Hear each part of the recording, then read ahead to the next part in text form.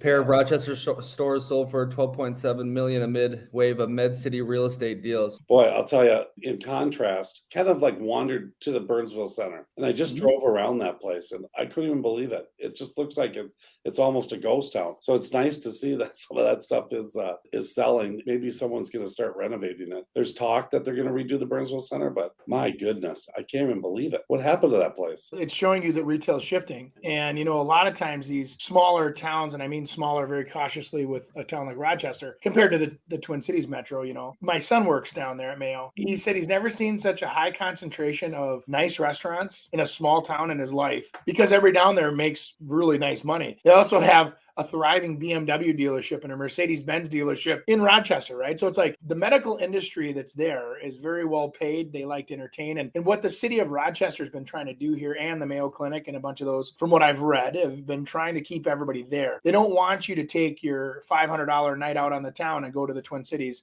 They want you to stay down there. So they've encouraged a lot of new growth. They've encouraged a lot of, so now how does that attach to retail? I think some people go shopping when they're bored, especially in that area. That might be one of the activities that's maybe more popular than it is here. Well, and it's also, remember, a lot of people are traveling to Mayo to get help. Yes. They usually have people that bring them there, and they have to hang out there. Right. I know people that do those presidential fitness checks, and those are like 3 days long. Yep. That they have. They just extensive checks. Well, typically people who get those are high wealth type people as well. They're shopping, they're moving. I've got another guy that I know that does apartment buildings down there, and it's been fantastic rental wise. It's ridiculous. I know my son has a 2-bedroom apartment down there, and he's on the outskirts of town and paying $2,200 a month. That's the cheap rent. Most of the 2-bedroom units that are anywhere near anything that's walking distance is like $3,300 a month or more. And so he's forced to take a shuttle bus, which it works fine.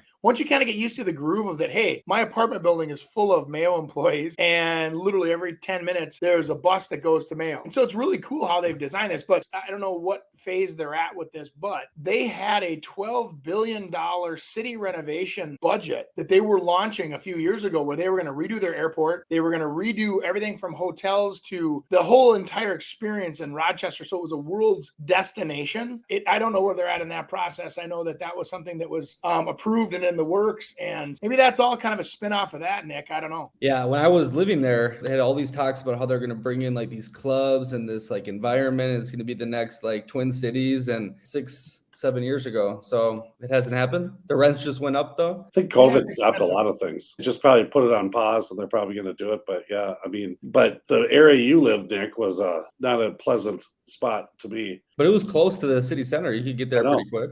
Yeah, it was just off. Yeah, it was really close. But there's some areas that obviously everywhere that's what you're going to get. But the college, it wasn't that exciting. But they did a lot of upgrades to the college as well.